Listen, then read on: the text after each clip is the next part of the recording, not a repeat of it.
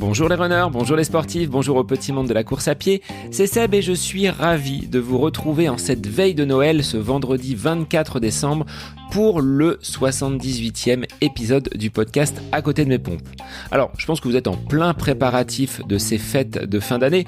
Avez-vous mis d'ailleurs vos beaux souliers de course à pied sous le sapin pour qu'ils puissent être garnis de nombreux cadeaux, peut-être en lien avec le running? Alors je ne sais pas si vous êtes en période de coupure ou si vous poursuivez cet entraînement pendant cette période de fin d'année. Pour ma part, il se poursuit. Garmin m'affichait même la semaine dernière un pic de forme.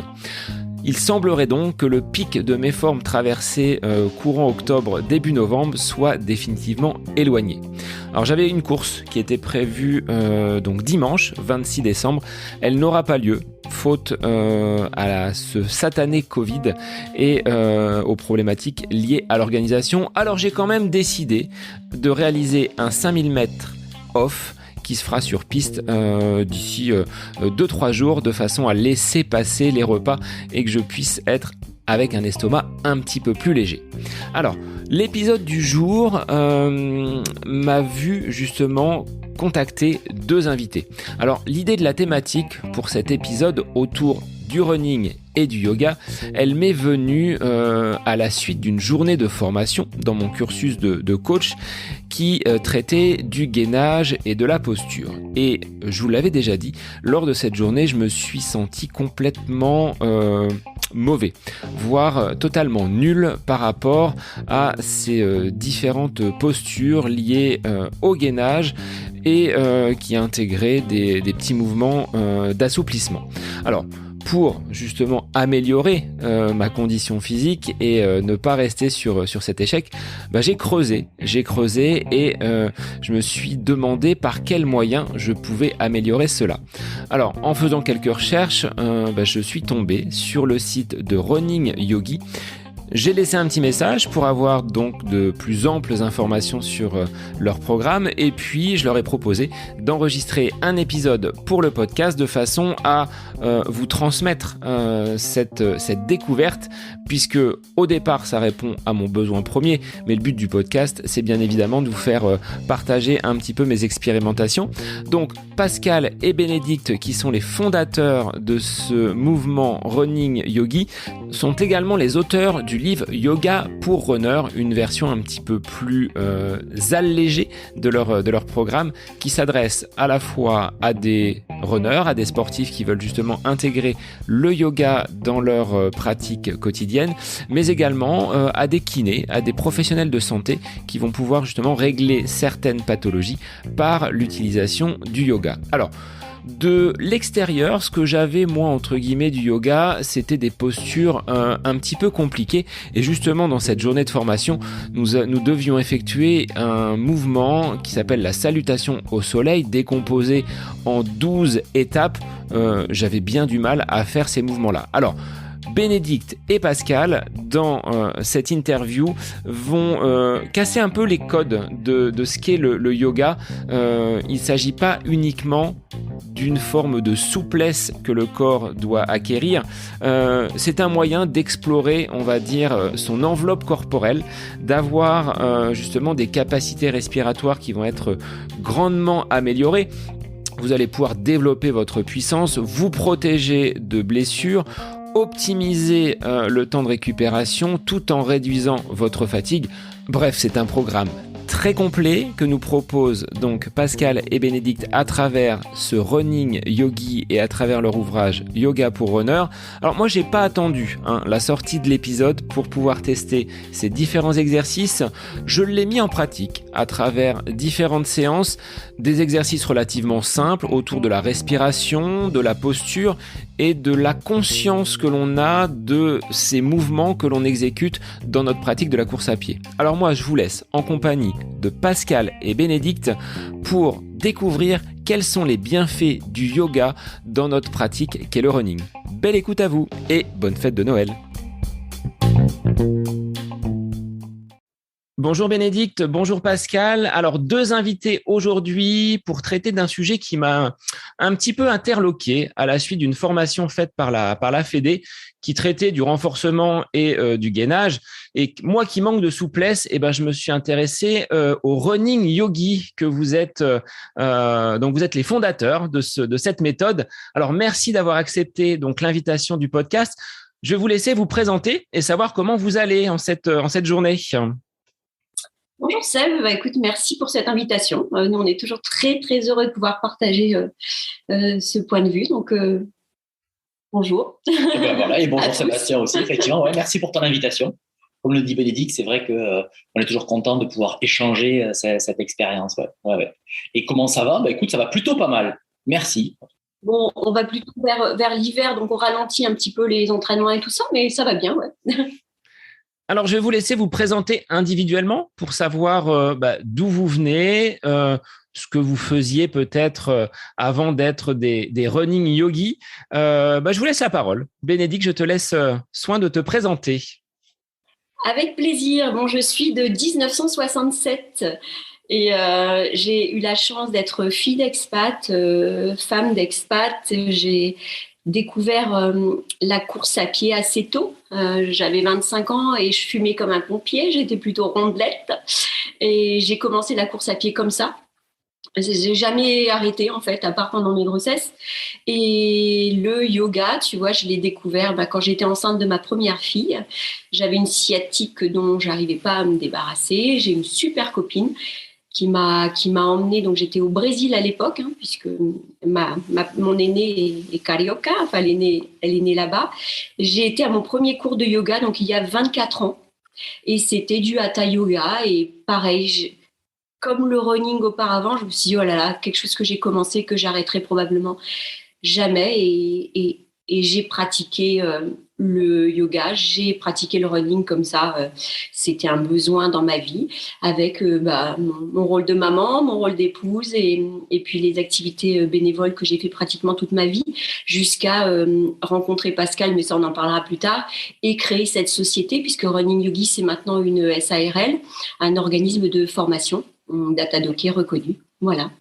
Très bien. La parole est à Pascal pour une présentation. Donc moi je suis Pascal, je suis de 1975, donc Bénédicte et moi on va dire un peu d'expérience de la vie et du running aussi, puisque j'ai commencé à courir, moi j'avais 21 ans, j'étais dans mon école d'ingénieur, j'ai une formation d'ingénieur et j'ai couru en fait pour venir faire le foncier pour mon sport collectif. Je faisais du football et du football américain et du coup je trouvais que ça manquait un petit peu de foncier, donc je me suis mis à la course à pied. J'ai un copain qui en loose day m'a inscrit sur un semi-marathon parce que tu sais quand tu commences à courir, tu cours, tu cherches à faire déjà courir 3/4 d'heure, courir 1 heure, etc. Et un de mes copains m'a inscrit comme ça sur un semi-marathon et en me disant au fait dans 3 semaines on court un semi-marathon. Je dis, ah ouais d'accord, ok. Donc je me suis retrouvé comme ça embarqué sur mon premier semi.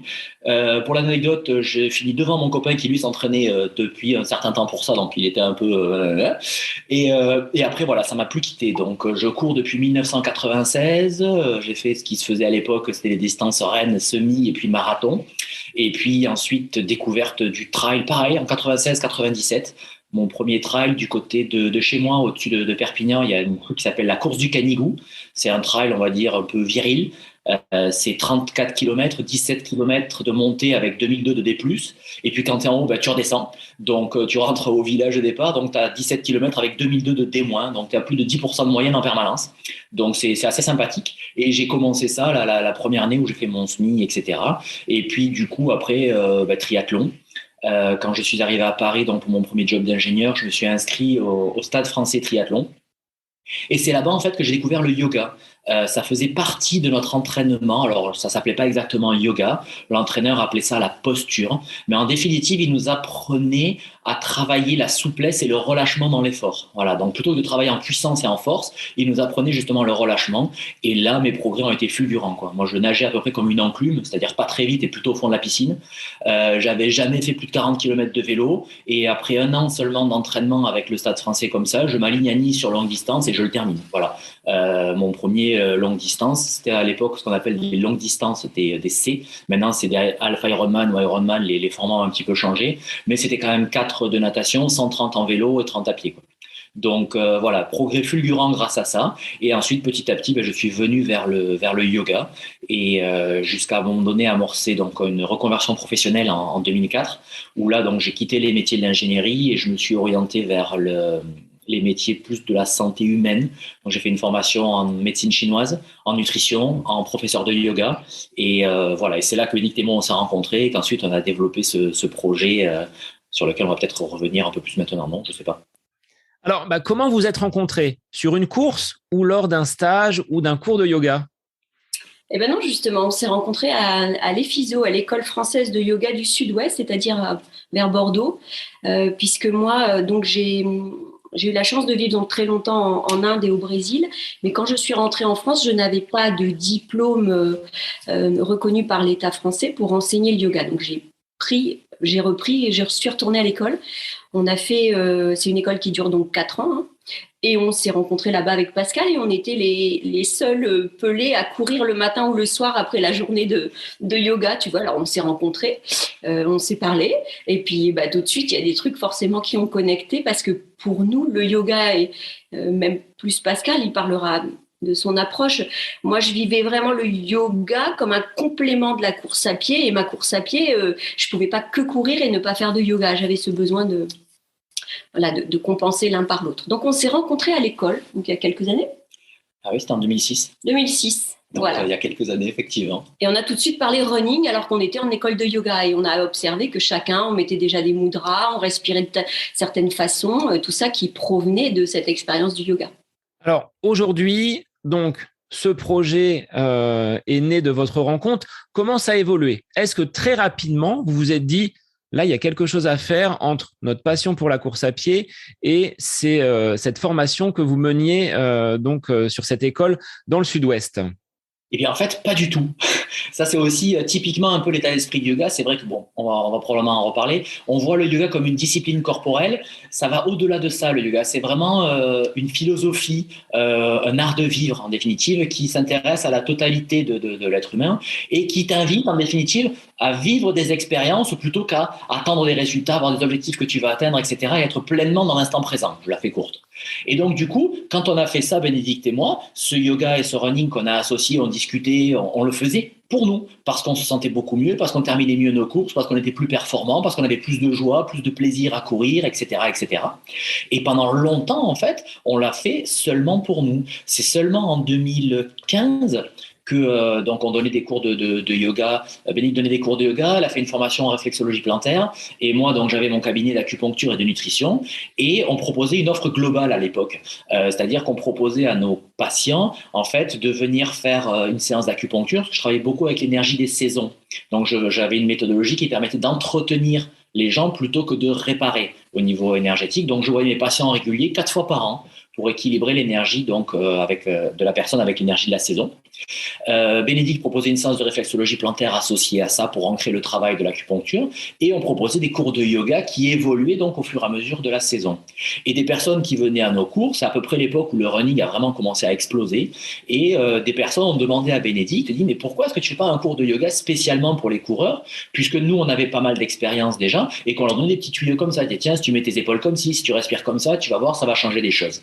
Et voilà en fait de quoi c'est venu. Il y a eu une demande donc de créer un atelier, et on a commencé à réfléchir à ce que nous faisions nous spontanément depuis plus d'une quinzaine d'années en définitive, comment ensuite le formaliser pour le transmettre. Donc ça a commencé par un atelier, on a commencé à faire des cours, et puis ensuite Bénédicte a eu la géniale idée d'écrire à une maison d'édition, donc la maison d'édition qui s'appelle La Plage, en disant voilà, on fait ça. Ils ont été super intéressés, ils nous ont proposé un contrat instantanément, et le bouquin donc Yoga pour Runner est sorti en 2017, et c'est à partir de là en définitive qu'il a fallu changer le fusil d'épaule, puisqu'on a eu une visibilité nationale et internationale sur toute la francophonie, donc le Québec, la Suisse, la Belgique, et les gens ont commencé à venir à nous en nous demandant non pas de venir apprendre le running yoga pour le pratiquer, mais pour pouvoir le transmettre.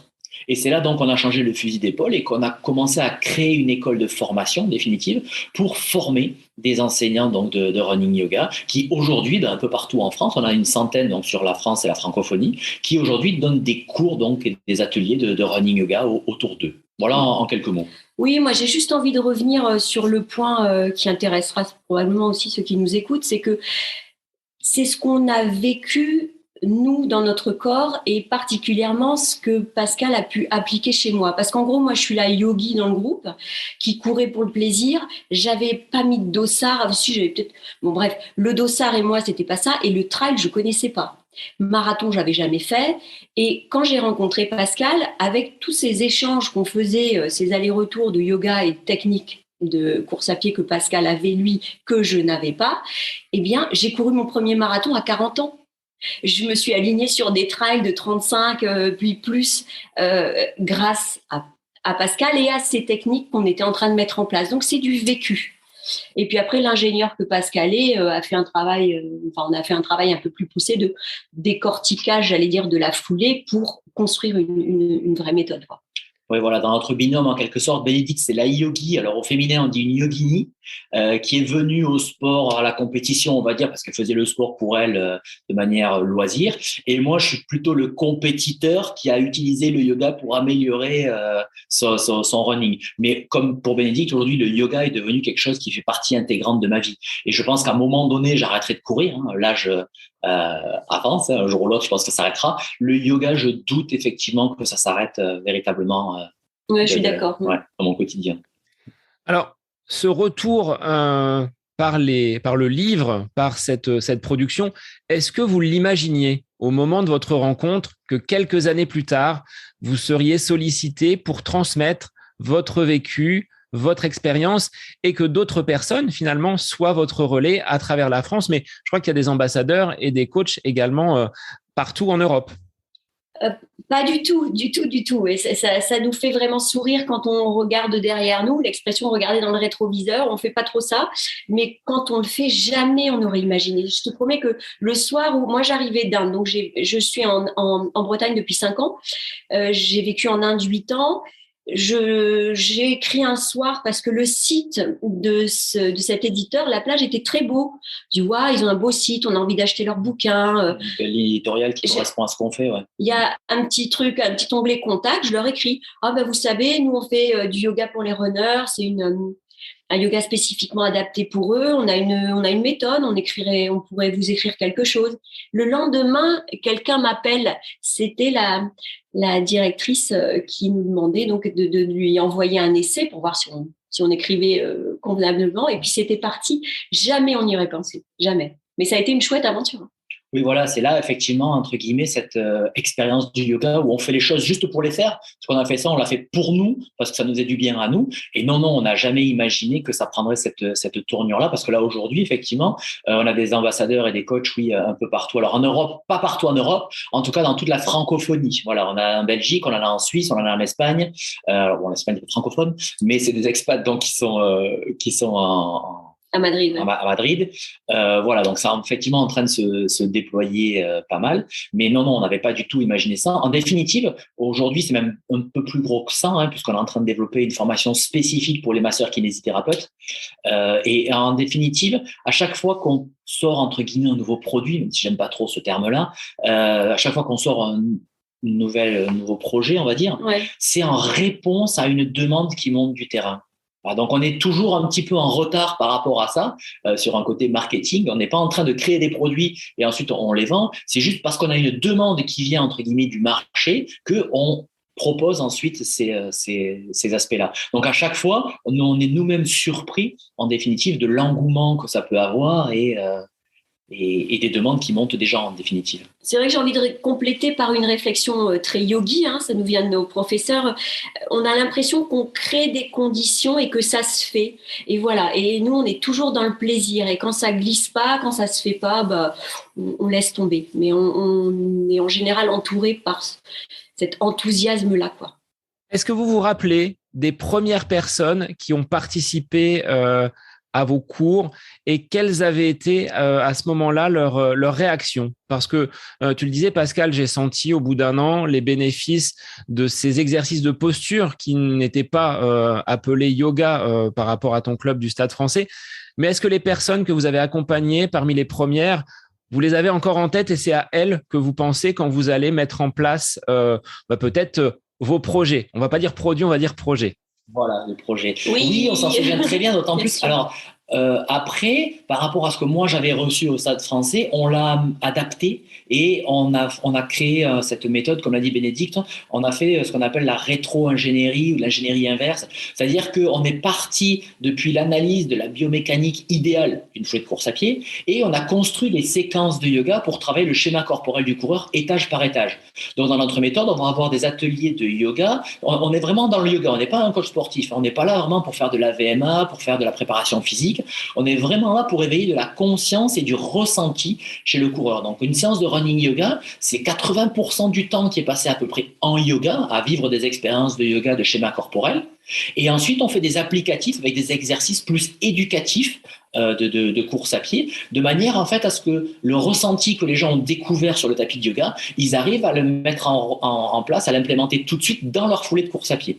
Donc c'est pour ça qu'après, ça a été l'approche qu'on propose en fait est beaucoup plus efficace. C'est très très fusionnel les exercices qu'on propose de yoga. Ça fait un lien direct avec le geste de courir. Et dans la méthode, donc on a des ateliers spécifiques pour le mouvement des épaules et la respiration du coureur, des ateliers spécifiques pour le placement du bassin et du dos du coureur, pour les points d'appui et le rythme de la foulée, pour l'assouplissement, on en a parlé un petit peu tout à l'heure en off, et le renforcement du coureur. Et à chaque fois, donc c'est très spécifique. Donc pour en revenir à ta question, effectivement, on se souvient très bien des premières personnes et cette méthode, quand on a commencé à la déployer, c'est ça qui a été le plus difficile en définitive. C'est ce que nous, on faisait spontanément dans notre corps depuis 15 ans. Comment maintenant le mettre en forme et le transmettre pour que arriver à le faire passer au niveau des gens. Donc en fait, on a fait pendant 1 an des ateliers entre guillemets tests à Perpignan, qui ont permis justement de tester un peu la méthode, de voir ce qui fonctionnait pas, ce qui était le plus pertinent, d'élaguer, de recadrer, de recentrer, de réorganiser.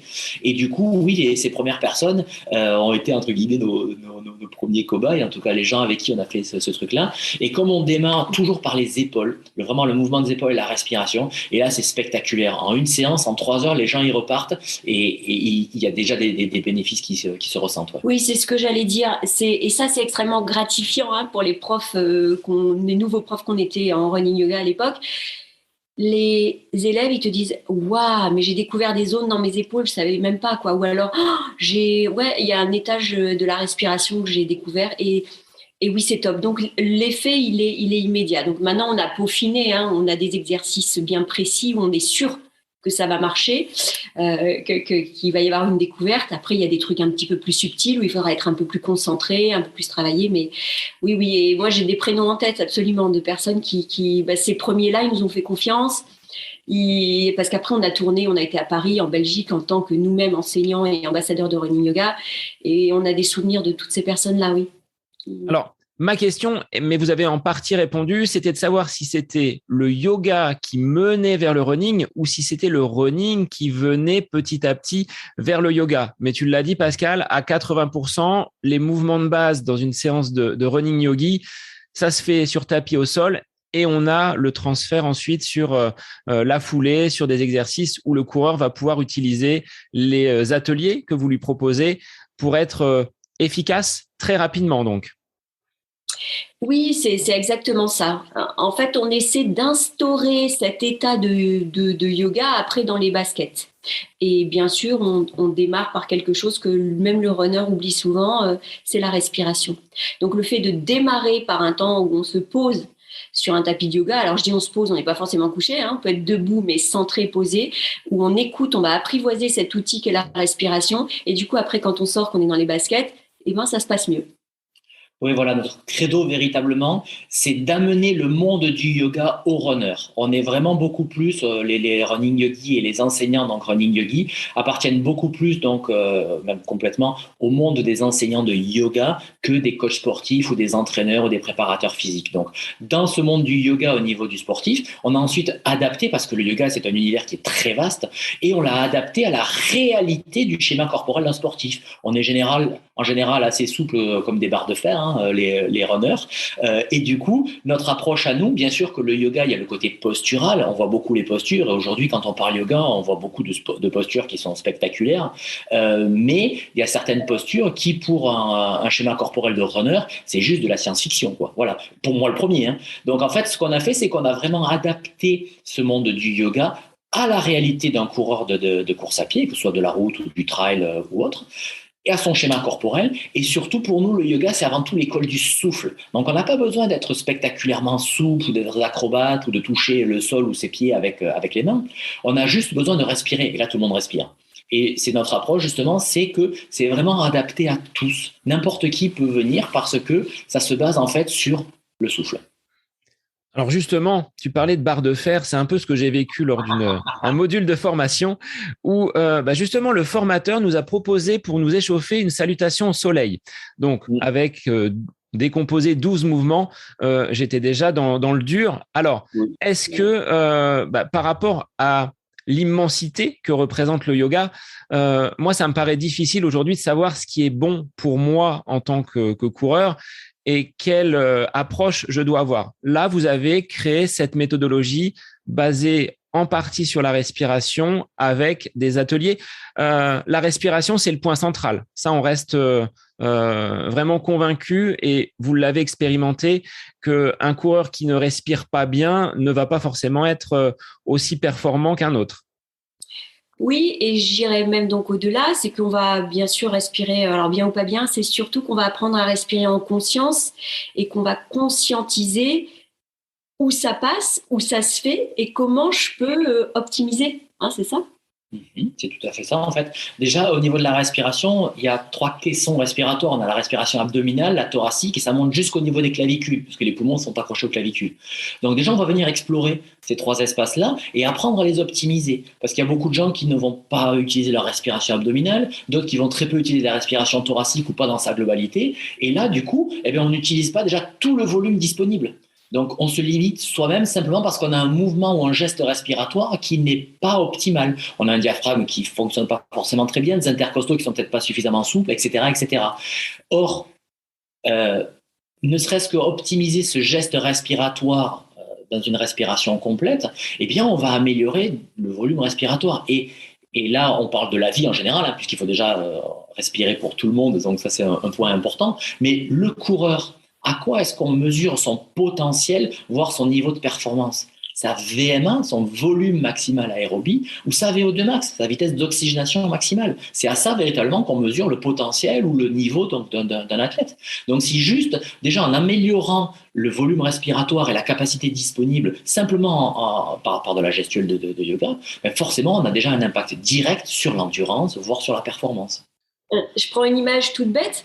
Le contenant et le contenu sont importants. Donc, ce souffle qui circule en nous, si le corps il est bien déplié, tu vois l'image, ça passe bien. Or, s'il est un petit peu avachi, tout crispé, ce souffle va pas bien circuler. Donc, l'idée, je fais un schéma très grossier, mais c'est que le yoga va venir améliorer la carlingue, notre véhicule qui est notre corps, et du coup, ça va mieux pousser. Oui, cette notion-là du mouvement respiratoire, imaginons déjà, tu vois le diaphragme, comment ça fonctionne, c'est un muscle donc qui a une forme un peu de coupole, de parapluie, donc au niveau de l'abdomen. On peut imaginer qu'il fonctionne comme un piston, comme une pompe à vélo. Il monte et il descend dans le tronc. Imaginons, et ça c'est une des premières choses qu'on travaille, et c'est un des trucs qui est les plus spectaculaires, dans les pelotons de course à pied, on voit beaucoup de gens qu'on va appeler en hypersyphose. Ça veut dire qu'en fait, ils sont un petit peu voûtés vers l'avant et les épaules qui se rapprochent, qui se referment au niveau de la poitrine et la tête qui regarde le sol. Si déjà on ouvre les épaules, on rapproche les omoplates l'une de l'autre et qu'on redresse un petit peu le dos, le mouvement du diaphragme comme un piston, il pourra monter plus haut. Il n'est pas bloqué par le grille costal, en fait, par les côtes qui sont là et qui vont limiter ce mouvement du diaphragme vers le haut. Donc déjà, rien que par un côté postural, on a une plus grande course du diaphragme. Et en plus, comme on a ouvert un peu les épaules, rapproché de l'omoplate l'une de l'autre, eh bien, on a toute la largeur du volume thoracique qui est utilisable. Alors que si mes épaules se rapprochent l'une de l'autre vers mon cœur et se resserrent, eh bien, j'ai moins de volume au niveau thoracique. Donc déjà, rien que ça, par un côté mécanique, et c'est là où le yoga nous aide, parce qu'il nous aide, à prendre conscience de ma posture. Ah ben oui, tiens, effectivement, je suis un petit peu voûté ou je suis un petit peu recroquevillé sur moi. Et deux, qu'est-ce qu'il faut que je fasse pour redresser tout ça et permettre l'amélioration de ce mouvement respiratoire. Donc, rien qu'avec ce petit exercice qui est même pas un exercice, c'est une prise de conscience, ce que tu disais, de se redresser et d'avoir les épaules, on va dire, suffisamment élargies pour avoir le maximum d'air qui puisse rentrer dans les poumons et avoir ce diaphragme qui fonctionne. C'est déjà un premier exercice. Ensuite, est-ce qu'il y a d'autres petites choses très concrètes qu'on pourrait proposer aux auditeurs qu'ils puissent expérimenter sans spoiler tout le livre et tout le travail que vous avez réalisé, bien entendu? Sans difficulté. Oui, et puis moi j'ai envie de dire, on parlait tout à l'heure de souplesse. Ce sont effectivement les élèves, c'est pas ceux que je préfère, mais c'est ceux que je chouchoute moi personnellement le plus, parce que souvent on a, oh maintenant le yoga c'est pas pour moi, surtout les hommes, je suis pas assez souple. Mais au contraire, voilà. Parce que ce qu'on propose, comme tu viens de le dire, c'est simple, c'est des petites choses simples, mais c'est pas forcément facile à mettre en place. Et nous, notre motto avec Pascal, notre fil rouge, c'est quand même ce yoga, donc ce running yoga qui va s'adapter aux runners et pas l'inverse. C'est pas, tu vois, tu évoquais une salutation au soleil. Ben nous, on a créé un enchaînement, on appelle ça la phrase du running yogi, de postures. Donc, qui sont adaptés à ce que peut faire un runner, c'est-à-dire c'est pas forcément très compliqué, puis on le fait surtout peut-être pas dans la posture aboutie, on fait ce qu'on peut. Et concrètement, qu'est-ce qu'on pourrait proposer? Oui, on va en proposer. C'est vrai que cette histoire de salutation au soleil ou d'autres exercices comme ça viennent du yoga traditionnel indien, donc ce sont des techniques, entre guillemets, ou des exercices corporels ou des postures qui ont été construits par des Indiens pour des Indiens qui vivaient il y a 2000 ans. C'est pas mal de l'utiliser, mais c'est pas ce qu'il y a de plus adapté pour nous, les Occidentaux du 21e siècle. Donc nous, notre credo, justement, ça a été ce yoga traditionnel qui n'est pas forcément adapté, à un occidental, et deuxièmement, à un sportif ou à un runner qui a la chaîne postérieure qui est souvent très, très contractée, les hanches qui sont un petit peu fermées, etc. Déjà, une salutation au soleil, effectivement, tu rentres tout de suite dans le dur. Et si tu rentres dans le dur, quelque part, tu es un peu dans une approche purement corporelle et t'accèdes pas à cette dimension énergétique. Et nous, une des trucs qui est vraiment super important dans le running yoga, s'il y a un truc à retenir, vraiment, c'est de réussir à mettre en place le relâchement dans l'effort. Et là, donc, on en parle beaucoup, mais on va faire mieux, on va le vivre. Donc voilà, ce que je te propose éventuellement, et à tous les auditeurs, c'est premièrement peut-être, alors sauf si vous êtes en train de conduire, n'est-ce pas, de fermer les yeux. Donc là, ceux qui conduisent, ne fermez pas les yeux. Alors je ferme les yeux, vous êtes témoin, vous avez la caméra. Si tu es à ton bureau, je t'ai sous les yeux, c'est bon, tu peux fermer les yeux. Et juste simplement revenir à l'observation de ta respiration, de votre respiration, là maintenant. Comment est-ce que ça se passe? Est-ce que c'est par le nez? Est-ce que c'est par la bouche déjà? Première interrogation. Ensuite, on peut observer l'inspire et l'expire. Est-ce que l'inspiration est plus longue que l'expiration ou est-ce que c'est le contraire? Ou est-ce que c'est équilibré? Peu importe, il n'y a pas quelque chose de bien et quelque chose de mauvais. C'est juste faire un petit état des lieux, prendre acte en fait de ce qui est. Et le yoga, c'est ça, c'est être conscient de ce qui est en train de se jouer au niveau de mon corps. Et une fois qu'on est bien posé sur ce fil respiratoire, eh bien on va mettre le mouvement en accord avec le souffle. La prochaine fois qu'une inspiration se présente à vous, parce que là vous n'êtes pas en train de choisir d'inspirer ou d'expirer, ça se fait tout seul. Donc la prochaine fois qu'une inspire se présente à vous, je vais vous demander de laisser l'épaule gauche monter en direction de l'oreille, très tranquillement, et en synchronisant le mouvement de l'épaule sur l'inspiration. Donc lorsque l'inspire se termine, l'épaule est en position haute.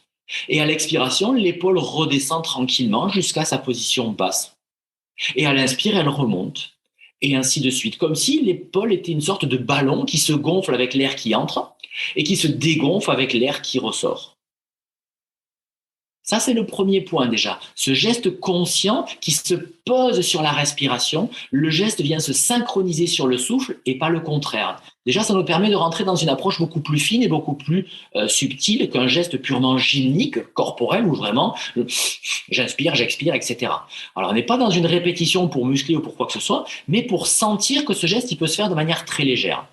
Donc, je vous invite à continuer ce mouvement-là. À l'inspire, l'épaule monte et à l'expire, l'épaule descend. Et là, vous observez que donc, pour lever l'épaule, il faut activer des muscles et pour la baisser, il faut activer d'autres muscles qui retiennent le mouvement. Donc là, quelque part, au niveau musculaire, vous êtes actif à l'inspire et aussi actif à l'expire. La prochaine fois que vous serez en fin d'inspire et que l'épaule sera en haut, à l'expire, je vais vous demander de laisser tomber l'épaule, sans rien faire, sans la retenir. Et à l'inspire, à nouveau, on laisse l'épaule s'élever, bien dans la lenteur, et à l'expire, on la lâche. Donc là, grosso modo, continuez pendant que je fais les petites explications. À l'inspire, il y a les groupes musculaires qui sont en jeu, donc vous êtes actif. Par contre, à l'expire, c'est la gravité qui fait le job, ça revient tout seul. Et là, vous êtes passif. Eh bien, l'idée, c'est de réussir à vivre cette alternance actif-passif dans le corps, de mettre en place du relâchement partout où c'est possible de mettre le relâchement. Et comme on n'est pas en train de dépenser de l'énergie, puisqu'en fait, lorsqu'on active un muscle, eh bien, il y a du sang, il y a de l'oxygène, il y a de l'énergie, il y a du glucose qui sont consommés. Donc, on dépense de l'énergie. Et souvent, en fait, on dépense de l'énergie pour des gestes ou des attitudes, des crispations musculaires qui ne sont pas nécessaires. Par exemple, l'épaule, là, soit je la retiens pour qu'elle descende et je dépense de l'énergie, soit je la laisse complètement tomber, ça m'a rien coûté et elle est quand même revenue en position normale. Eh bien, notre credo, effectivement, c'est ça, c'est d'analyser le schéma corporel, le mouvement de la course à pied, et partout où c'est possible de mettre en place du relâchement, eh bien, d'amener le mental dans ces endroits-là et de dire, hop, mets du relâchement ici. Et du coup, toute cette énergie qui est économisée, en définitive, eh bien, elle permet d'être réinvestie soit pour aller plus vite si c'est dans la performance, soit pour aller plus loin si c'est dans l'endurance, ou alors pour juste finir moins fatigué si c'est dans la course loisir, en quelque sorte. Voilà un petit peu comment ça se passe. Et là, vous allez faire un des exercices qu'on fait au tout premier atelier des Running Yogi pour découvrir justement le mouvement des épaules et de la respiration. Donc, on est bien dans la prise de conscience et pas, comme tu le disais, dans une exécution mécanique d'un mouvement sans comprendre pourquoi on le fait et sans être présent au moment où on le fait. Là, il y a vraiment cette association du corps et de l'esprit lié à la respiration qui plus est, qui vient en plus apporter quelque chose supplémentaire, on va dire, à l'humanité du mouvement, je dirais.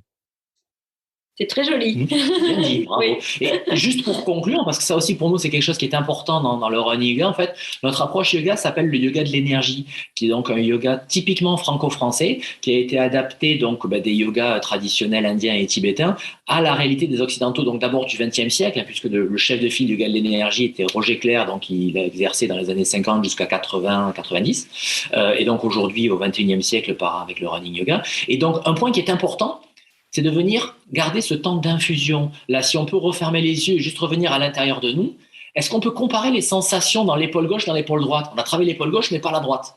Est-ce qu'on habite exactement son épaule gauche de la même manière que son épaule droite ? Ou est-ce que tu sens une différence, toi, par exemple, Sébastien ? Je sens l'épaule droite beaucoup plus lourde après ces exercices que l'épaule gauche, qui me sent beaucoup plus mobile, beaucoup plus libérée. Donc, pour l'avoir vécu, donc il faudrait que je fasse maintenant l'épaule droite. Et après, on scanne. Comment vous procédez ? Vous scannez tout le corps, on part de la tête et on descend progressivement jusqu'aux chevilles, ou l'énergie vient plutôt du sol et vous remontez progressivement ? Comment vous menez justement vos séances ? Il n'y a pas vraiment de règles, hein, et puis après, chaque ambassadeur fait ça avec son feeling, mais c'est vrai que moi, j'aime bien commencer par les pieds, même si on est debout, hein, qu'on soit debout ou allongé, parce que les pieds sont loin de la tête et que le yoga, quand même, sa fonction première, c'est d'éteindre le mental pour pas avoir ces 10 000 chaînes de télévision, ces pensées qu'on a tout le temps. Donc voilà, en général, je démarre le scan effectivement dans les pieds. Dans une séance de yoga, donc Bénédicte commence par les pieds. Dans la méthode donc des running yogis, cette décomposition de la foulée, effectivement, comme on a cette approche, cette lecture assez holistique, donc globale du fonctionnement du corps humain, courir, c'est pas juste mettre un pied devant l'autre. En définitive, les pieds, lorsqu'ils vont au sol, ce n'est que la conséquence d'un geste global. Donc dans cette approche-là, pour nous, ça c'est un de nos credos aussi, la foulée démarre dans les épaules. Voilà. Le courir, c'est un petit peu. Je prends souvent cette analogie là, du fouet. Tu vois le fouet qu'on a Indiana Jones par exemple, ou pour faire avancer un cheval. Ce qui intéresse effectivement, c'est le bout de la lanière du fouet. C'est ça qui va faire en sorte que j'ai le résultat final. Néanmoins, le mouvement du fouet, il est initialisé dans le poignet, voire dans l'épaule de celui qui le lance. Mais pour la course à pied, c'est un petit peu pareil. Le mouvement, le geste de courir est initialisé en fait par le mouvement des bras, par le fait de pencher le tronc vers l'avant et de se laisser tomber vers l'avant en définitive. La course à pied, c'est un déséquilibre vers l'avant, contrairement à la marche où il faut un petit peu se propulser. Lorsqu'on vit la course à pied comme étant un déséquilibre vers l'avant, avec les épaules ouvertes, le tronc qui descend, le dos qui est bien relâché, ce mouvement des bras va pouvoir ensuite donner le rythme en définitive à la foulée. Si le dos est bien relâché, que le bassin est dans la bonne position aussi, eh bien quelque part cette gestuelle-là, cette dynamique va se transmettre jusqu'au membre inférieur et va arriver en définitive jusqu'au pied. Et en décortiquant donc comme on l'a proposé avec cet atelier spécifique pour la respiration et le mouvement des épaules, pour le placement du dos et le placement du bassin, pour le travail donc des jambes et le rythme de la foulée, et bien dans une approche globale, on arrive progressivement à emmener les gens sans effort à mettre en place cette foulée, donc ce rythme de la foulée autour de 180 pas par minute. Tu sais, on nous en parle beaucoup, on nous dit qu'effectivement c'est le rythme qui est le moins délétère. Et dans notre approche, en fait, en mettant toutes les pièces de puzzle les unes après les autres, en définitive, en voyant le geste global de tout le corps, ce rythme, en fait, à 180 pas par minute, se met en place quasiment comme une conséquence quasiment automatique de tout le bon positionnement du corps, en fait. Et ces pièces de puzzle dont parle Pascal, ce sont effectivement des petits exercices comme ceux que vous venez de vivre là dans l'épaule, ou des postures de yoga qui sont pas forcément les postures de yoga de gymnastique qu'on voit sur les magazines ou qui sont à adapter parce que nous on les adapte à nos corps de runner. Mais effectivement, tout le puzzle, il est composé de ces postures d'un yoga qui est là depuis des milliers d'années. Oui, voilà, parce qu'on fait quand même beaucoup de petits exercices, donc comme vous venez de le faire avec l'épaule, on en a plein d'autres comme ça, mais on a aussi un certain nombre de postures de yoga donc traditionnelles. La notion d'effort n'est pas exempte, hein, elle n'est pas exclue de notre approche, mais on cherche effectivement un effort entre guillemets bienveillant, c'est-à-dire que je viens trouver la limite entre guillemets et je négocie avec ma limite. J'essaie pas de violer ma limite, j'essaie pas de passer en force, j'essaie pas d'atteindre un résultat. Je suis un peu à l'écoute de ce que mon corps me propose ou est capable de faire un jour J à l'instant T. On a tous, en tant que runner, été confrontés effectivement à la même boucle qu'on fait 2 ou 3 fois par semaine ou une fois toutes les semaines, etc. Il y a des jours où ça passe crème, on a l'impression de voler, et il y a des jours où on rame et on n'en peut plus, quoi. Et bien voilà, juste accepter que pour le yoga, c'est pareil. Il y a des jours effectivement où ça descend tout seul et mes mains vont toucher le sol sans aucun problème, et il y a des jours effectivement où ça s'arrête au milieu du tibia et il n'y a pas moyen d'aller plus loin, quoi. Mais au moins, comme tu le disais tout à l'heure en parlant de la respiration, c'est un effort qui est conscient. Si je passe cette petite zone où je rentre dans le rouge, eh ben c'est aussi conscient. Et en conscience, je sais que bon, je suis en train de passer un peu les limites et je vais revenir. Voilà, on met beaucoup de conscience dans le geste en running yoga. Voilà. Et ce que tu disais tout à l'heure, Bénédicte, c'est vrai, c'est-à-dire que bien souvent, quand on part faire sa séance de course à pied, on a une journée de travail derrière nous, on a passé la journée avec les enfants, on a été dans le stress, peut-être sédentaire derrière son bureau. Il y a peut-être besoin de ces petits exercices qui vont opérer comme un sas pour préparer le corps à l'effort. Est-ce que vous encouragez vos running yogis et l'ensemble des coureurs à peut-être se créer une petite routine avant de donner le plein potentiel à son corps et de le lancer dans l'effort? Est-ce que ça fait partie des prérequis? Ça peut être avant, on l'a vu, ça peut être pendant pour être dans l'effort un petit peu plus performant, penser à se redresser. Et ça peut l'être également après pour peut-être mieux récupérer. Mais nos sociétés contemporaines sont tellement stressantes que peut-être de se préparer à l'effort par vos exercices, ces petites routines en ayant mis le doigt sur la respiration, est-ce que vous l'encouragez dans vos séances? Oui, absolument. Et puis une fois que nos élèves l'ont testé, c'est vrai que ça devient indispensable. Comme tu dis, hein, on est dans des sociétés où on va très très vite, même nos respirations sont accélérées. Donc rien que de se poser et d'écouter la respiration, on s'aperçoit qu'elle s'était emballée. Et voilà, avant de partir courir, juste le temps de mettre ses lacets, c'est peut-être prendre conscience que ça respire et que je peux ralentir ma respiration. Je peux peut-être commencer à courir, à marcher et puis à trottiner et après à me mettre à courir, mais pas tout de suite me lancer, quoi. On vit tous à 100 à l'heure, on fait tout comme des blindes. Enfin, t'en penses, Pascal, mais... Oui, c'est vrai que, alors déjà dans l'approche pour progresser véritablement, on est nous beaucoup plus fervents partisans de l'assiduité plutôt que l'intensité. Donc déjà, ça fonctionne très bien en course à pied. Il vaudra mieux aller courir 20 minutes tous les jours de la semaine qu'une fois, 7 fois 20 minutes, ce qui fait donc 140 minutes pour quelqu'un qui veut se mettre à courir ou débuter. Pour le yoga, c'est pareil. Il vaudra mieux faire 5 minutes tous les jours, tous les matins, qu'une séance une fois tous les 10 jours de 1h30 ou 2 heures. Cette régularité, en fait, va permettre au corps de mettre en place les transformations, mais de manière très progressive et très douce. Donc, on est vraiment dans une forme de transformation qui vient de l'intérieur et pas dans une révolution qui veut tout casser et tout changer tout de suite, comme ça peut être le cas justement C'est une des difficultés qu'on rencontre en fait aux gens qui viennent au cours. Effectivement, ils veulent tout de suite faire mieux. Régulièrement, on leur explique que oui, nous, ça fait 25 ans bientôt qu'on travaille là-dessus et que ça s'est pas fait en un jour, mais qu'après, c'est exponentiel. Donc, ça se met en place progressivement. Donc, déjà, avoir une petite routine de yoga tous les matins, ceux qui ont fait la formation avec nous, quand ils ont appris la phrase des running yogis, ils nous le disent vraiment. Ils disent en fait, ma journée, si je fais la phrase ou si je fais pas la phrase, elle est différente au niveau de mon ambiance intérieure, au niveau de ma gestion du stress, au niveau de tout ce qui s'ensuit. Et juste, ça prend pas longtemps, hein, c'est une dizaine de minutes. Et pour courir, c'est la même chose. L'idée, c'est qu'avant de démarrer la course à pied, déjà, théoriquement, il faudrait commencer les 5, 10, 15 premières minutes à un rythme un petit peu cool, histoire de chauffer un petit peu le corps. La plupart des gens partent déjà tout de suite au rythme presque d'intensité. Et peut-être même avant de partir, oui, refaire quelques mouvements d'épaule si on sent qu'on est un petit peu coincé au niveau des épaules. Peut-être revenir un peu sur cette conscience de la respiration. Nous, ce qu'on conseille aux gens qui viennent faire les séances avec nous, parce que c'est vrai que, mine de rien, l'approche yoga qu'on propose va donner un geste de course à pied qui est très technique, et du coup les gens après ils ont plein d'informations, ils disent mais comment je fais, j'arrive pas à tout imprimer. En fait, ce que tu fais, c'est que tu choisis quelque chose, tu choisis une thématique, par exemple, c'est de dire aujourd'hui je veux travailler vraiment sur mon ouverture d'épaule, comme on a pu se dire tout à l'heure, pour que mon sternum soit bien ouvert. Donc déjà 5 minutes avant de partir ou au début, tu fais quelques petits mouvements, quelques exercices, ouverture, fermeture d'épaule, pour remettre de la conscience et de la mobilité dans cette ceinture scapulaire.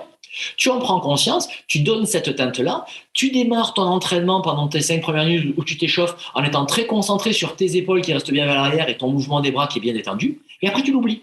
Et tu fais ta séance technique, etc. Et petit à petit, le corps, lui, il va imprimer et il va aller progressivement vers cette amélioration, cette optimisation de la posture, en fait, de course à pied. Parce que la difficulté, elle est quand même de s'auto-observer. C'est-à-dire que quand on fait partie d'un groupe, d'avoir un regard extérieur, celui de l'entraîneur, celui d'un camarade, si on forme des binômes, on va pouvoir dire à la personne, ouvre un petit peu plus ta cage thoracique, redresse-toi, fais attention à ton placement. Mais quelqu'un qui court seul, il y a beaucoup de personnes qui n'ont pas un environnement en club ou en groupe. Comment ils peuvent mesurer justement ces progrès? Est-ce qu'ils vont travailler devant la glace peut-être pour déjà avant ou après la séance réaliser ces petits exercices pour en prendre vraiment conscience?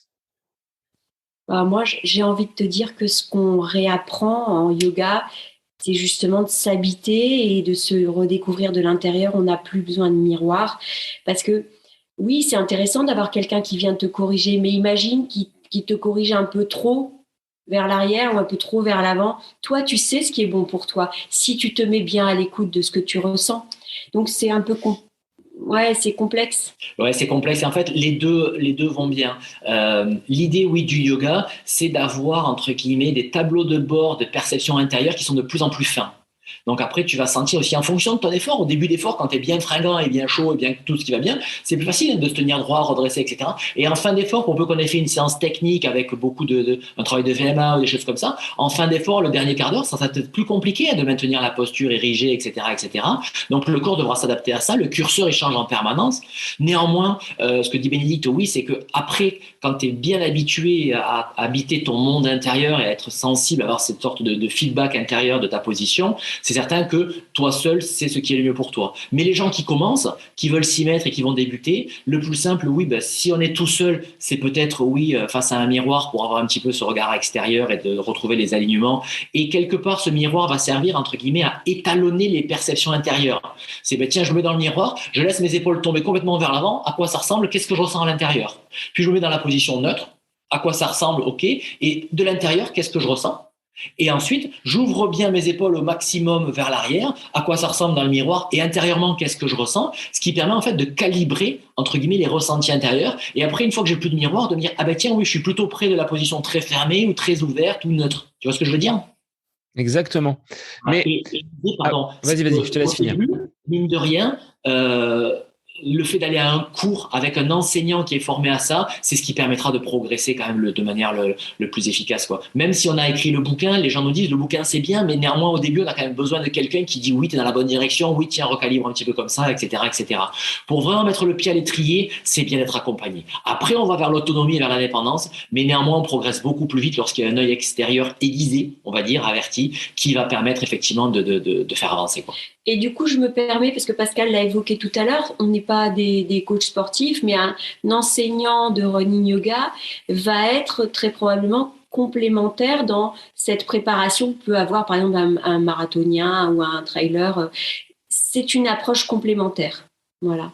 Alors, est-ce qu'il est plus facile dans votre approche d'initier des néo-coureurs à pied, donc à ces postures de yoga, ou un coureur chevronné qui est déjà ancré dans ses habitudes et qui aura du mal à réaliser une séance où on ne va courir que 20%? Est-ce que c'est plus compliqué avec ce type de profil? Écoute, je n'ai pas l'impression. Tu as un peu donné la réponse à ta question, oui. Et une fois encore, tout n'est pas tout blanc et tout noir. Effectivement, quelqu'un qui apprend à courir, eh bien, on peut tout de suite lui faire transmettre, lui faire sentir le geste le plus juste possible au niveau biomécanique. Quelqu'un qui court depuis longtemps et qui a un pli qui est pris, il va falloir peut-être qu'il désapprenne un certain nombre de choses pour pouvoir prendre un nouveau pli. Et après, si on va encore plus loin que ça, dans notre formation, on a accueilli des athlètes élites, Nathalie Mauclair, Éric Lavry, Alexandra Louison, Sissi Cusso, elle est passée faire un moment avec nous aussi, voilà. Et après, les sportifs de haut niveau, les athlètes élites, ont un schéma corporel qui est très fin. Ça veut dire qu'on lui dit un petit truc, hop, il tâtonne un petit peu, tac, tac, tac, en 2-3 fois, bam, il est pile dedans. Et du coup, comme ces perceptions, à la fois le schéma corporel, les perceptions sont très fines, eh bien, eux, ils arrivent rapidement à modifier et aller dans la bonne direction. Donc, tu vois, il y a les deux, en fait. Donc, c'est pas forcément toujours aussi simple. Mais justement, sur les exercices de foulée, les exercices de souffle, de posture, on oublie ce petit outil que j'ai dans la main, la montre, on la laisse de côté pour vraiment être conscient et ressentir les émotions, les sensations. Ah là là,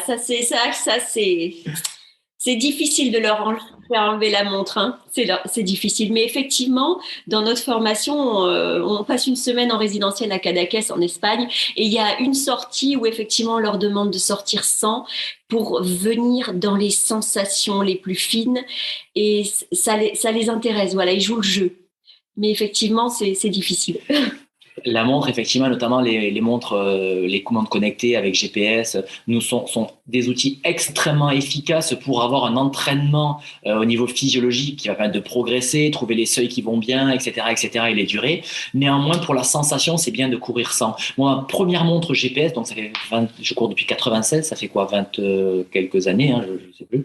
On est en 2021, ouais, c'est 25 ans. J'ai acheté ma première montre GPS là cet été. Cardio, j'en ai pas.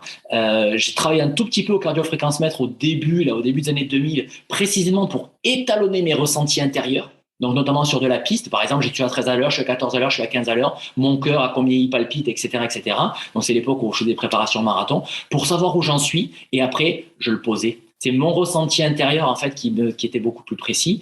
Et surtout, un autre exemple, le tout premier triathlon là, que j'ai fait à Nice, donc forcément, ça s'est très mal passé. Hein, j'ai fait toutes les erreurs que le débutant peut commettre. J'ai raté le réveil, j'ai mangé un aliment que je connaissais pas trop près du départ de la course, bref, etc. Donc, le vélo a été difficile et la course à pied a été un calvaire. Mais sachant que la course à pied allait être difficile, comme j'avais quand même un objectif de temps, etc., eh bien, au parc à vélo, j'ai enlevé ma montre. Et je suis parti courir, j'ai fait mes 30 bornes sans montre. Pour ne pas me psychoter, entre guillemets, me dire « Ah merde, j'avais prévu d'être en 5 au 1000 et j'y suis pas, machin, etc. » Pour être complètement dans mon ressenti pour arriver au bout de ma course, en définitive. Alors pourtant, elles sont performantes, toi. Elles proposent même un mode yoga. Bon, je l'ai jamais testé, hein, donc je sais pas ce que ça vaut. Mais effectivement, on en avait discuté sur un précédent épisode avec Éric Lacroix, qui invitait, alors c'est peut-être plus valable pour les trailers, vous voyez, à être dans le ressenti, j'accélère, je descends, je monte, et c'est peut-être plus facile que quelqu'un qui va réaliser un 10 km ou un semi-marathon, mais pour l'avoir expérimenté, on arrive à courir sans montre. Enfin, on a vu des posts au moment d'un gros bug de Garmin où les coureurs ne pouvaient plus courir parce que les données n'étaient plus synchronisées. Donc, on arrive à un asservissement du coureur par sa montre. Donc, c'est un peu dommageable. Oui, et puis c'est vrai ce que tu dis. Alors ça aussi, on y fait le distinguo. Dans la méthode, on a différents niveaux, entre guillemets, différents tiroirs. Le tout premier, c'est se réapproprier le schéma corporel et retrouver, entre guillemets, ce geste technique de courir. Qu'on fasse de la route ou du trail, du court, du long, qu'on soit débutant ou expert, déjà, c'est revenir dans toutes les sensations corporelles. Mais ensuite, comme tu viens de l'évoquer, effectivement, une foulée de quelqu'un qui fait de la route, d'un 10 km, un 21 ou un marathon en ligne et un trail, c'est pas du tout la même chose. Quelqu'un qui fait un 10 km ou un marathon, ça ne se gère pas de la même manière non plus. Donc, tout ce qui va être effectivement l'école de la route, entre guillemets, ou de la piste, l'objectif, c'est que la foulée soit métronomique. Le geste le plus répétitif possible et le plus efficace possible. Alors qu'en trail, la foulée, elle est tout le temps différente. Il n'y a pas deux pas qui sont exactement le même. Donc effectivement, en général, le trailer est beaucoup plus à l'écoute, beaucoup plus connecté un petit peu à ses sensations. Et puis c'est vrai qu'aussi, le fait de courir dans la pampa ou de courir en ville ou autour d'une piste, forcément, la connexion nature est différente, le regard, il porte sur autre chose, etc., etc. Donc l'écoute du ressenti, oui, on la retrouve effectivement un petit peu plus par expérience chez les trailers. C'est un peu plus facile, oui. Votre méthode, Bénédicte et Pascal, à qui vous la transmettez? Qui sont ces personnes qui vous ont sollicité et qui sont venues vous voir pour apprendre et derrière transmettre à d'autres coureurs? Des athlètes élites, vous l'avez évoqué, mais qui sont les autres groupes qui ont pu frapper à votre porte pour que vous dispensiez cette formation? Je le dis souvent, ce sont des gens formidables. Je le dis à chaque fois parce que je les aime, mes ambassadeurs enseignants de running yoga. C'est super varié les profils et c'est ça qui fait la richesse du réseau. Mais en tout cas, ce sont tous des passionnés de running. Des trailers bien souvent, mais On a des sprinteuses. C'est vrai, oui. Mais voilà, ils sont tous passionnés par le running et très ouverts, donc fascinés et enthousiastes quand ils découvrent que le yoga peut effectivement apporter un plus et du coup qu'ils se mettent à le partager et que eux comme nous à l'époque, ils ont ce retour hyper gratifiant du runner qui se dit pas souple, coincé là avec ses gros muscles, qui n'arrive pas à faire sa planche et qui y arrive et qui sort à la fin du premier cours et qui dit merci et je me sens plus léger. Voilà, ça c'est cadeau, je veux dire cadeau plus. Donc ils sont voilà. Oui, ce sont des gens effectivement avec qui on se rend compte que on partage des valeurs plus que des affinités. On est tous, oui, des passionnés de running. Hein. La condition sine qua non pour intégrer Running Yogi, de toute façon, c'est de courir. Voilà. Ouais. C'est pas forcément d'avoir une expérience du yoga, mais c'est d'avoir une expérience de la course à pied. Et ensuite, on est de plus en plus connus et reconnus, mais c'est très anecdotique encore notre impact sur les gens. Donc les gens qui viennent vraiment à nous sont déjà des gens qui sont un petit peu en dehors du mainstream, je dirais, et qui se posent des questions sur la manière d'optimiser leur course à pied, la manière de concevoir le corps, de concevoir la santé, même de concevoir la vie. Donc en définitive, on a beaucoup de gens qui ne sont pas forcément des professionnels du sport ou de la santé, hein, des kinés, des ostéos, des coachs sportifs. C'est peut-être 20% des gens qui viennent à nous. On a beaucoup de gens qui sont soit en reconversion professionnelle, soit des gens qui ont envie de conserver leur job, mais de rajouter une activité complémentaire, en fait, d'un truc qui les passionne et qui fait du sens pour eux. Parce qu'on a quand même beaucoup de gens qui sont en perte de sens dans leurs emplois. Alors, on est un peu parfois tenus aussi par nos emplois parce qu'on a des obligations familiales, économiques, financières, etc. Mais qui ont envie justement de continuer à faire leur job, mais aussi de faire quelque chose à côté qui les motive, qui les passionne et d'être dans ce côté, effectivement, transmission et partage. Et je dis, on a de tout. Hein. On a un directeur général d'une compagnie qui vend des pièces automobiles. Qu'est-ce qu'on a? On a des enseignants de l'éducation nationale. On a des commerciaux, des kinés, des infirmiers. Qu'est-ce qu'il y a d'autre? Des gestionnaires de boîtes, un qui est directeur de formation, une autre qui est sophrologue. À Paris, qu'est-ce qu'il y a? Delphine, elle est ingénieure informatique, Julien est journaliste. Quelques-uns dans la permaculture. Alexandre dans la permaculture, ouais. Mais déjà, tu vois, c'est soit une activité complémentaire, soit vraiment une reconversion professionnelle qui est en train d'être amorcée. Et ça, c'est vraiment 80% des gens qui composent le réseau des Running Yogi. Ouais. Mais c'est vrai, comme disait Pascal, ils ont tous ces valeurs, j'allais dire altruistes, ou en tout cas, on est dans une période, comme tu le sais, on le sait tous, vraiment particulière, où on est inquiet de ce qui se passe. Qu'est-ce qu'on peut faire pour le monde, pour que ça aille mieux? Ça peut commencer par soi et après par le partage avec d'autres, quoi. Tu m'as enlevé la question de la bouche. C'est que à travers cette période du Covid, est-ce que ça a drainé vers vous des personnes qui ont eu cette envie justement de changer, basculer, explorer un nouveau pan de leur activité qui est à la base la course à pied et qui est une passion, avec cette pratique du yoga qui, tu le disais Pascal et toi aussi Bénédicte, ça dépasse le cadre du sport. On est sur un mode de vie, une façon d'appréhender son corps. Aujourd'hui, voilà, si on veut investir dans notre capital santé, il faut peut-être en passer par là et c'est pas quelque chose d'impossible. Alors, je vais laisser Pascal répondre parce que Pascal est en fait celui qui s'occupe du recrutement. C'est avec lui que vous parlerez si ça vous intéresse d'intégrer la formation. Mais en tout cas, moi, de ce que j'ai vu, parce que je gère plus les anciens élèves et je suis responsable plus de la pédagogie, il y a eu une vraie, pas une mayonnaise, mais on s'est tous un peu serré les coudes. On s'est échangé des tuyaux, on s'est parlé. Oui, on s'est soutenu. Enfin, on sent qu'il y a eu du soutien. Et ça s'est vu parce qu'on a fait un rassemblement. On en fait un tous les ans en Auvergne il y a un mois. Et ça a été un vrai bonheur de se retrouver, de remettre un dossard, de vivre quelque chose ensemble. Voilà, donc je te passe la parole. Ouais, c'est vrai qu'au rassemblement, on a été très nombreux. Aujourd'hui, dans le réseau des Running Yogi, on a à peu près une centaine. Donc chaque année, on fait un week-end qu'on appelle le rassemblement. Donc on choisit une course et puis on dit à tous les Running Yogi qui veulent venir, voilà, c'est là qu'on se retrouve entre différents groupes, etc. Et on était entre 60 et 70, je crois, au rassemblement. Donc vraiment, c'était chouette. Pendant la période de confinement, le tout premier confinement, là où tout le monde a été puni dans sa chambre pendant 2 mois, il y a beaucoup justement des running yogis qui étaient en formation ou qui venaient de terminer, qui ont pu développer des cours de yoga justement et de running yoga via Zoom notamment, et ils ont pu aider leur entourage et leur environnement. En tant que yogi, ça paraît un peu pompeux, mais on a un rôle à jouer au monde aussi. On n'est pas simplement là pour toucher le sol avec ses mains, etc. Mais on est aussi un petit peu... ce qu'on propose aux gens, le fait de mieux respirer, d'être à l'écoute de soi, etc., ça permet d'être plus juste envers soi-même. Et dans cette période, effectivement, où tout est très, très agité, où il n'y a plus vraiment de vérité, on entend un qui dit ça, l'autre qui dit le contraire exactement après, et on ne sait pas qui a raison, et on peut légitimement douter de tout ce qu'on nous raconte ou tout ce qu'on entend. C'est très, très difficile aujourd'hui d'être à l'écoute de soi. Et ce yoga nous permet effectivement ça. Donc beaucoup, justement, de nos enseignants ont pu dire « Ouais, j'ai fait des choses », il y a beaucoup de gens qui m'ont dit que ça les a aidés. Donc au début, je t'avoue que nous, notre principale activité, donc cette activité donc de l'académie de running yoga où on forme les gens à la méthode, et j'étais un petit peu inquiet parce qu'en période où l'économie recule, eh bien les premières choses sur lesquelles les gens font des croix, c'est sur les loisirs. Et nous, on est typiquement effectivement dans les loisirs des gens. Donc on était un peu inquiet quand même par rapport à notre activité. Eh bien, figure-toi que cette année, donc, la formation, on la fait 1 fois par an. On fait des petits groupes, on limite volontairement. On a 3 groupes. On a un groupe qui est à Lyon, un groupe à Paris et un groupe donc en région bordelaise. Et on limite volontairement à 16 personnes chacun de ces groupes. On est 3 enseignants pour chacun de ces groupes, précisément pour créer une dynamique de groupe. Et puis, pour avoir vraiment une qualité d'enseignement où 3 pour 16, on peut vraiment les accompagner et les aider à progresser très rapidement. Eh bien, c'est la première année, là, donc cette formation se déploie entre février et mai ou juin en fonction des groupes.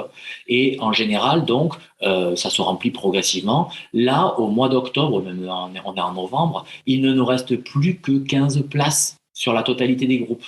On a eu un engouement, là, dès le mois de juillet, les gens ont commencé à s'inscrire pour février et mars de l'année prochaine, quoi. Et ça s'est rempli très, très rapidement. C'est la première fois qu'on a autant d'inscrits aussi vite. Si on continue au même rythme qu'il y a eu là depuis qu'on a ouvert les inscriptions, donc au mois d'août, même pas, j'ai pas fait en juillet, j'ai fait en août cette année, je pense que à Noël ou début janvier, on est complet. Voilà. Et c'est complètement inattendu. On s'attend, voilà, c'est très nouveau. Donc, preuve qu'il y a quand même un intérêt, un fort intérêt de votre méthode, de votre académie. La formation, elle dure combien de temps? Tu disais entre février et mai, c'est des stages, ce sont des périodes de formation sur des week-ends. Comment ça se mène? Ça se déploie donc sur 100 heures de formation. Il y a 2 week-ends de 3 jours, donc à Lyon, à Paris ou à Jonzac, donc à 1 heure au nord de Bordeaux. Et ensuite, on a une semaine en résidentiel, donc à Cadaqués. Ça, c'est le point commun. Donc Cadaqués, c'est au nord de l'Espagne, sur la Costa Brava. Voilà, en bord de mer, et on travaille là-bas. Donc sur les week-ends, grosso modo, on va faire vivre la méthode aux gens pour qu'ils puissent découvrir tout ce qu'on propose dans leur corps à eux, développer leur ressenti. Et ensuite, sur la semaine à Cadaqués, on est beaucoup plus orienté pédagogie. Comment tout ce que j'ai découvert dans mon corps, je peux le transmettre avec les points clés pour construire des postures de yoga, comment construire une séance de yoga, comment encadrer un groupe, comment le tenir, etc., etc. Et surtout, comment guider, parce que ça paraît simple, mais c'est pas facile, voilà, de guider des gens.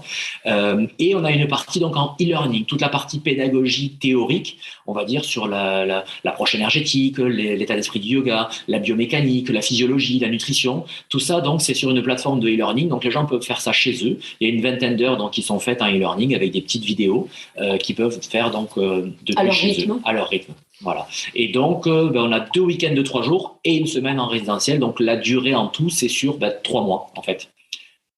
Bon, ça offre un beau programme pour les auditeurs qui souhaiteraient se lancer. Est-ce qu'on peut rappeler, avant de finir et de conclure l'épisode, les fondamentaux donc de ce qu'est le running yogi et puis les 2-3 conseils qu'on a pu distiller dans l'épisode pour être vraiment très pratique pour les auditeurs? Quels seraient-ils? Que courir soit toujours un plaisir. Ça, c'est la baseline de la maison, effectivement. Alors, c'est pas toujours un plaisir, mais c'est quand même beaucoup plus sympa quand on y va pour le plaisir que parce qu'on est obligé ou parce qu'on est en galère. Donc oui, voilà. Pour réussir à conserver cette dimension de joie, la joie est une valeur très forte chez les running yogis. La joie, eh bien, c'est de réussir à pouvoir mettre en place du relâchement dans l'effort. D'arrêter de courir complètement crispé, les épaules, d'être tendu, etc. De réussir à mettre en place ce relâchement dans l'effort. Et pour ce faire, le plus simple, effectivement, et le plus efficace, c'est de cette conscience des épaules. Voilà, que les épaules, si elles peuvent être basses et ouvertes et un peu relâchées, effectivement, c'est ça qui va permettre que tout le mouvement de courir soit bien relâché, que les bras soient souples, etc., et qui permettra justement de faire de l'économie d'énergie. Et que juste avant, on ait pensé et pris conscience que notre outil, c'est la respiration. Donc, pof, on s'accroche à ça. Bon, je vais transmettre tout cela, moi, à mes athlètes le mercredi, au petit groupe que j'encadre, mais aussi à mes élèves que je vois souvent avachis sur la table. Redressez-vous, bombez le torse un petit peu et écoutez ce que Monsieur Martin, votre professeur d'histoire géo et de français, a à vous dire. Donc, ça peut se transmettre également. Enfin, on ne le dit pas, mais… Oui, on a une fille qui a fait la formation avec nous cette année, donc qui était enseignante aussi, un peu comme toi, donc de lettres. Alors, elle fait pas l'histoire, mais elle fait les lettres. Et elle le disait, elle dit des fois quand les élèves sont super agités, hop, j'arrête de dispenser le cours. Tac, je leur fais 2-3 exercices respiratoires, et même eux, ils sont bluffés effectivement du résultat. Et derrière, ils sont beaucoup plus concentrés et beaucoup plus joyeux aussi, quoi. Donc, ouais, ça marche. Pas de souci, il faut y aller. Alors, 2022, donc les formations. Est-ce qu'il y aura d'autres projets, on ne va pas parler de produits, d'autres projets chez Running Yogi? Oui, plein d'autres projets en fait, parce que justement c'est l'avantage aussi, c'est que ça fait quelques années que Bénédicte et moi on n'est que tous les deux à pédaler, donc à un moment donné on est un peu limité, mais là maintenant le réseau s'étoffe et on a parmi nous des gens qui ont envie de nous aider à développer tout ça et à propager cette approche sur d'autres secteurs, on va dire. Notamment l'année dernière il y a Gabriel qui est donc agent de voyage, qui a intégré le réseau, et avec lui donc on est en train de construire des séjours. Par exemple, a priori, on pourrait faire un séjour donc en Toscane au mois d'octobre avec une course à étapes. Donc sur 5 jours, on ferait une sorte de GR en Italie avec des petites étapes et avec des séances de running yoga et du tourisme. On a ça par exemple qui se développe. Qu'est-ce qu'on a d'autre? On en a 4 ou 5 des petits projets comme ça de voyage et de séjour. Je les ai pas tous en tête en plus. Après, il faut peut-être pas trop en dire et laisser la surprise également aux auditeurs. Ils seront sur le site internet, donc running-yogi avec un s.com au fur et à mesure. Donc, ils vont être validés parce qu'on est encore en train de les construire. Forcément, on avait déjà ça dans le pipe l'année dernière, mais bon, on a tout été mis en pause un petit peu au niveau donc des voyages, des séjours etc. Mais là, ça redémarre. On est en train de développer, donc là, c'est justement, on est en plein dedans là ces jours-ci, une formation donc de yoga spécifiquement pour les masseurs kinésithérapeutes. Ça aussi, il y a une demande qui est très forte de leur part, et c'est justement une des forces de notre yoga, c'est que c'est un yoga en fait qu'on adapte véritablement à, là on l'avait adapté aux runners, là on l'adapte véritablement à la réalité du quotidien d'un masseur kinésithérapeute. Donc on a deux types de formations pour les masseurs kinés. Une, c'est le yoga au service de la prise en charge du sportif, donc en cabinet de kiné. Et la deuxième, c'est le yoga au service de la santé, donc dans le quotidien d'un masseur kiné. Voilà, donc ça c'est vraiment les deux gros projets de l'année. Et ça démarre là en février. Donc pareil, c'est la première session, ça sera limité à 20 personnes pour toute la France. Là, on n'a qu'un seul groupe, donc pour toute la France. Du coup, voilà, s'il y a des masseurs kinés et que ça vous intéresse, n'hésitez pas à venir rapidement vers nous, parce que je pense que ça va être rapidement complet, ça aussi. Oui, après, ça me permet de dire que tout comme on a répondu avec beaucoup d'enthousiasme à ton mail et cette invitation, on est toujours heureux de recevoir du courrier, on y répond toujours, même si ça prend un peu de temps, parce que c'est comme ça qu'on grandit avec Pascal, c'est comme ça que Running Yogi, le bateau avance. Voilà, on aime les autres, on aime vos remarques, donc merci. Eh bien, merci à vous pour cet échange, Bénédicte et Pascal. J'incite les auditeurs peut-être à vous identifier dans leur sortie pour vous faire un retour s'ils ont expérimenté vos pratiques. À aller se précipiter également sur ce livre que vous avez donc coécrit pour permettre aux runners d'être bien plus conscients de leur pratique avec le point central sur la respiration. Un grand merci à vous d'avoir accepté l'invitation. Merci à toi, Sébastien. Merci, à bientôt. Ciao. Et pour les auditeurs, je vous dis à la semaine prochaine pour un nouvel épisode du podcast À côté de mes pompes.